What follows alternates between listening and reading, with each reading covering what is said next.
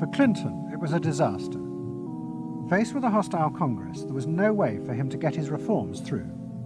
His personal popularity plummeted, and it seemed certain he would not be re-elected in 2 years' time. In desperation, and without telling his cabinet, Clinton turned for help to one of America's most ruthless political strategists, Dick Morris. What did he want you to do? Save his butt. Clinton was in serious trouble. He had lost the '94 election. He had lost control of Congress, and he hired me to come back and help save him. So he was basically asking me to perform roughly the same role as a life preserver would if you're drowning.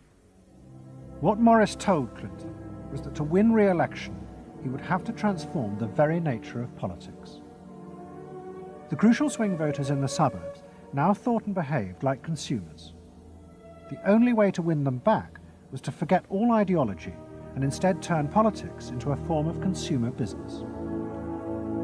Clinton must try to identify their personal desires and whims and then promise to fulfill them. If he followed those consumer rules, they would follow him.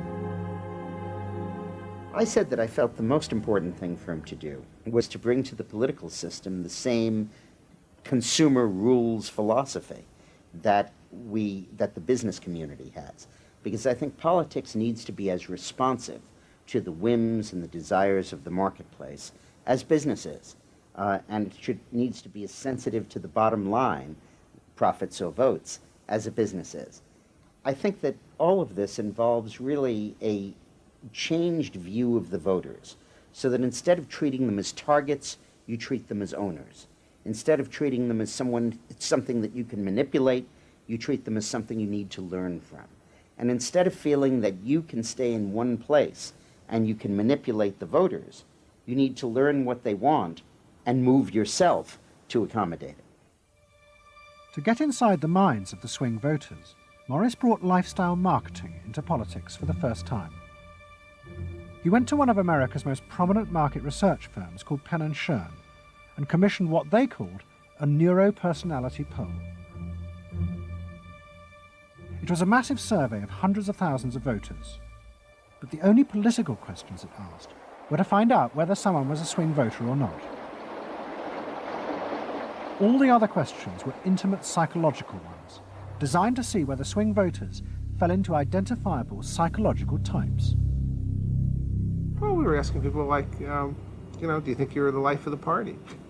Do you think when you see things that you like to have a list and organize them? Do you typically try to plan things ahead, or do you like to be more spontaneous? Where do you like to go? What sports do you like to play? What would you do with your spouse in a romantic weekend? So we were asking people some very personal questions about their own lives, to try to see were the kinds of people that were likely to change their vote also possessing of certain kinds of personality traits. And in fact, they were. The neuropersonality poll allowed the Clinton team to segment swing voters into different lifestyle types. They were given names like pools and patios, or caps and gowns, who were urban intellectuals living in university towns.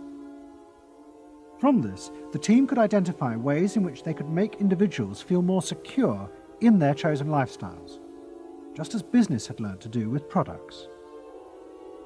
Dick Morris called it small bore politics, tiny details of people's lives and personal anxieties which politics had never even thought about or noticed before, but which now had become the key to winning power. It was an America that focused on day-to-day practical concerns. Should I wear seatbelts? Should I stop smoking? Should I wear a school uniform? Is my neighborhood being protected? It was not so much a new individualism as the social order as we had known it had broken down. So we got into people's heads, understood their psychology about lifestyle, about values, what they thought was important, what issues they wanted politicians, and particularly the president, to address. And these issues proved to be very, very different from what the conventional wisdom had suggested.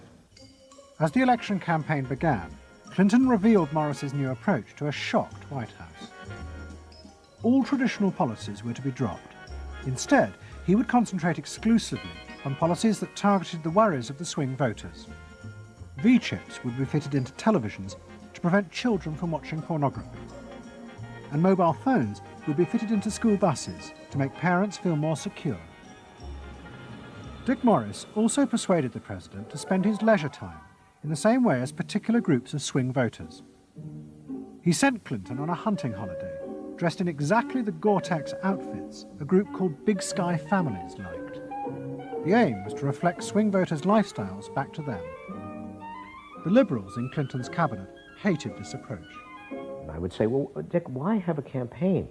This was the 1996 campaign. If all the president is going to do is offer up these little bite-sized miniature initiatives that appeal to people's desires, like consumers, buying soap, V-chips that you could put in your televisions so you could make sure that your children did not have pornography, and school uniforms.